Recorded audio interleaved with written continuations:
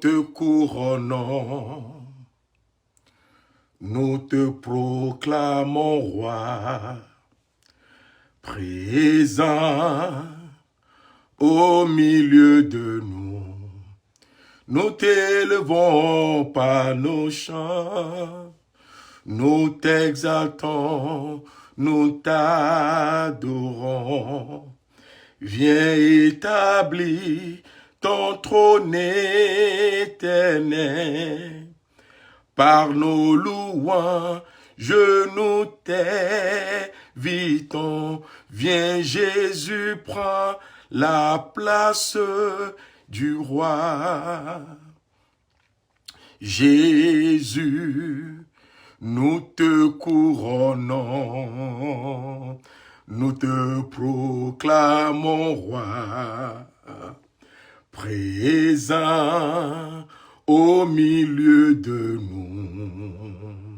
Nous t'élevons par nos chants, nous t'adorons, nous t'exaltons. Viens établir ton trône éternel. Par nos louanges, nous t'invitons. Viens Jésus, prends la place du roi. Chers amis, je sais que vous savez que je ne viens pas sur ce Facebook tous les temps. Et quand je me présente, c'est que le temps est sérieux, le temps est tellement dur, comme on le dit, et il faut qu'il y ait quelque chose. Ce matin, le Seigneur vient de me réveiller avec cette question. Et la question, c'est quoi? Qu'est-ce que l'Église fait à propos de ce fléau qui s'appelle coronavirus?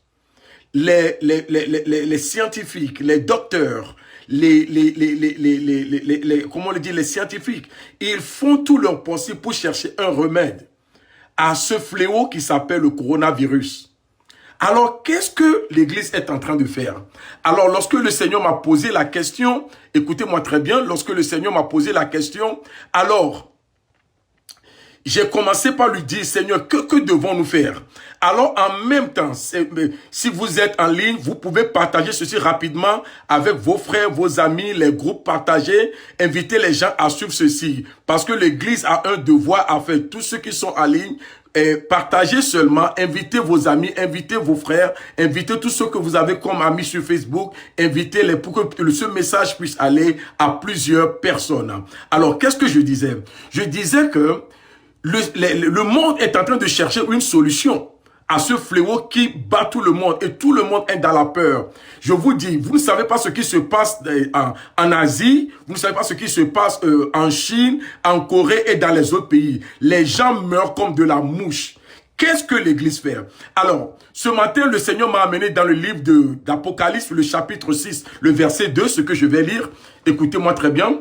Apocalypse chapitre 6, le verset 2 dit, « Je regardais et voici un cheval blanc, et celui qui le montait tenait un arc et une couronne qui lui fut donnée.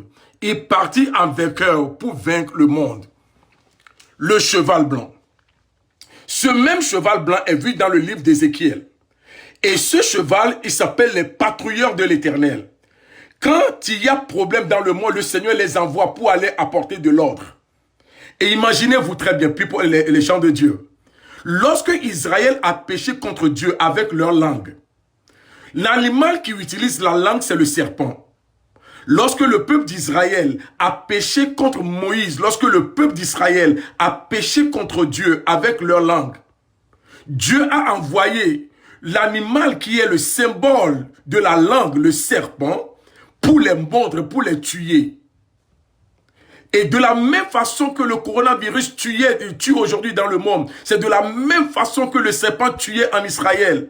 Les gens mourent, la tricherie, le mensonge, nous l'avions couronné dans nos pays. Jésus n'est plus le roi. Jésus n'est plus le Seigneur. Jésus n'est plus le roi, Jésus n'est plus le Seigneur. Dans nos écoles, Satan est devenu le roi. Même dans les universités, dans les écoles, l'Amérique a quitté, les États ont quitté Dieu. Maintenant, tout le monde est en train de chercher un autre Dieu.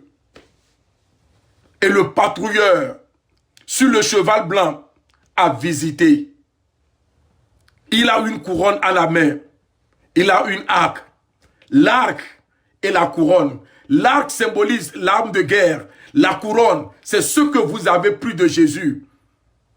Oh, je me rappelle dans le temps ancien aux États-Unis d'Amérique, il y a cette chanson qui disait « The Family Bible », la Bible de la famille. Aujourd'hui, il n'y a plus la Bible de la famille qui se trouvait sur la table centrale du salon. Il n'y en a plus.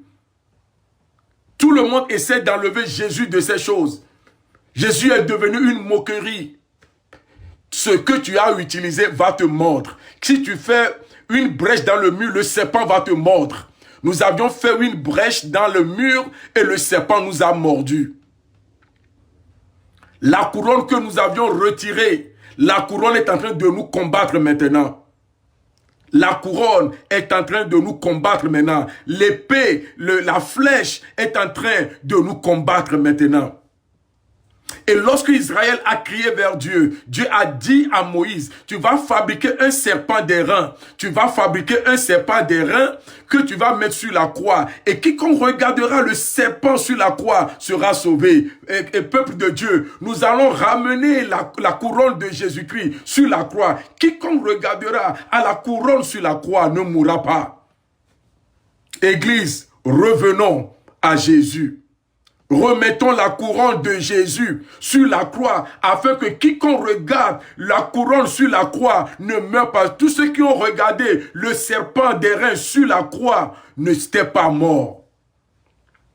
Ils n'étaient pas morts. Alors je te dis ce matin, oui, le vent est venu de l'Est. La Bible a dit que lorsque les enfants d'Israël ont péché contre Dieu, un vent venu de l'Est les a consumés. Chaque fois que le vent vient de l'Est, c'est le vent de la destruction, c'est le vent des fléaux. Et vous allez remarquer que cette maladie est venue de l'Est. Le vent est venu de l'Est. Ça, c'est la révélation de Dieu. Il faut que nous activons le vent contraire, le vent de l'Ouest, pour l'amener loin de nous.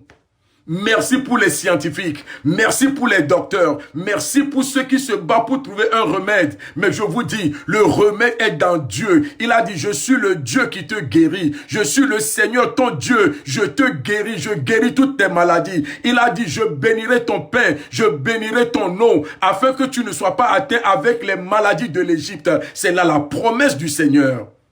I will bless your bread and I will bless your water. Dieu bénira ton eau, Dieu bénira ton pain, afin que les maladies de l'Est ne te détruisent pas.